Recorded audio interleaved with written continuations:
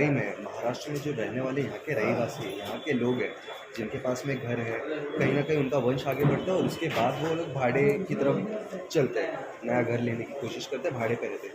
तो ये बात आप उनके लिए मांग रहे हो या जो लोग अदर स्टेट से आ रहे हैं यहाँ पे उनको भी ये 5,000 की कैटेगरी में रखते हैं? सर, इसमें दो चीज़ें हैं आपका जो सवाल है उसमें।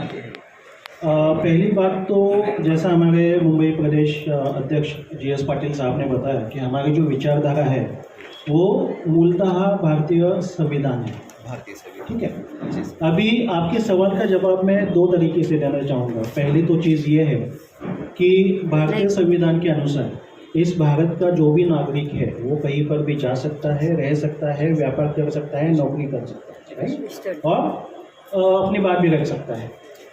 तो हमारी ये जो मांग है वो मांग रहीवासी के लिए भी है और जो भारतीय नागरिक है उनके लिए भी है। अभी मैं रहीवासी के लिए क्यों बोल रहा हूँ, क्योंकि आप अगर देखेंगे तो यहाँ का जो रहीवासी है वो एक्चुअली अभी परप्रांतीय जैसे हो गया उसका, और उसके लिए जिम्मेदार कोई भी जो प्रवासी है वो बिल्कुल नहीं है।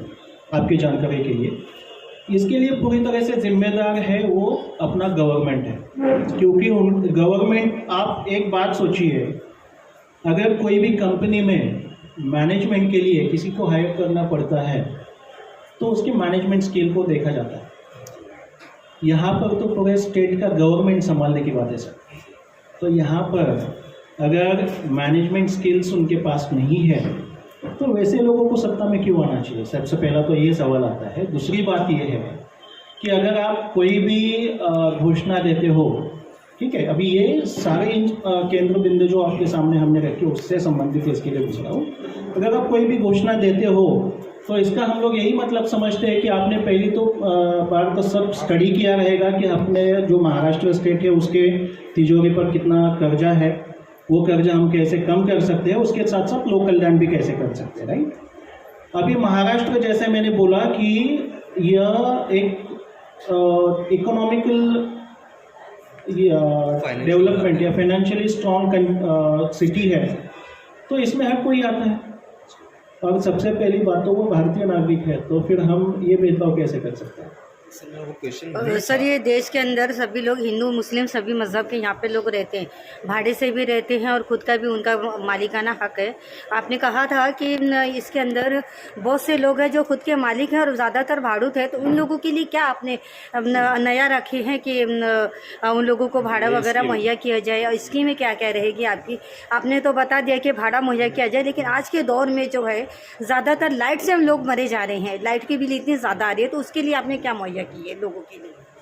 मैडम, काफ़ी अच्छा सवाल है आपका, लेकिन जो स्कीम है या अगर कुछ भी योजना लानी है तो उसके लिए पहले तो अभी आज ऐसा हो गया है कि अगर आप विरोधक हो तो आपकी बात कोई नहीं सुनता।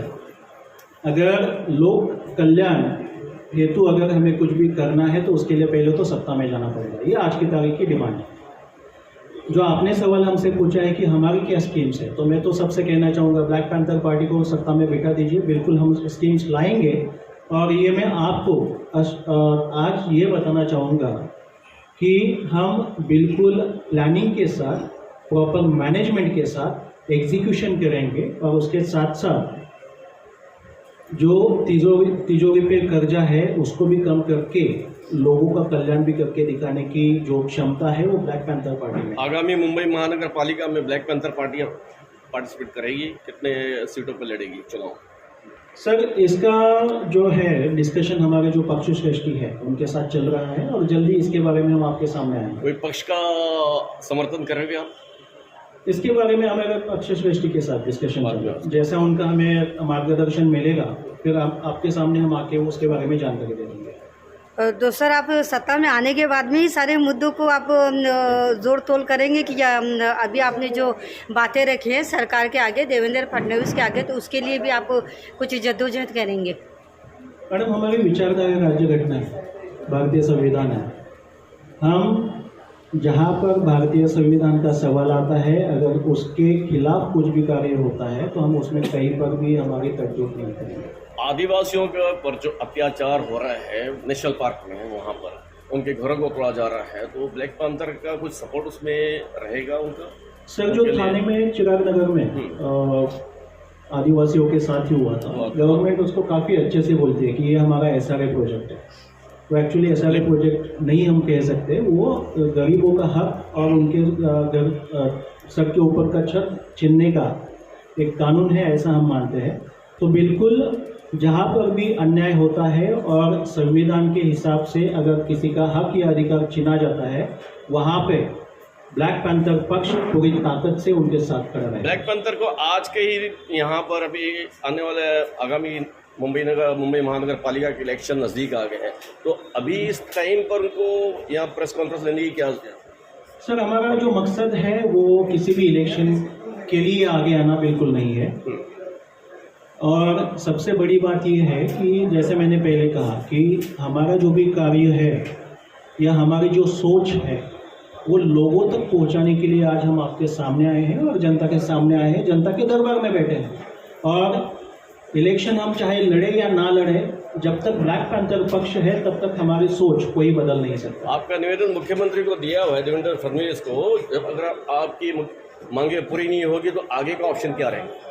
बिल्कुल हमारा रोड मैप उसके लिए तैयार रहेगा और उसके बारे में आपको विस्तृत जानकारी हम आगे देंगे। Thank you. धन्यवाद।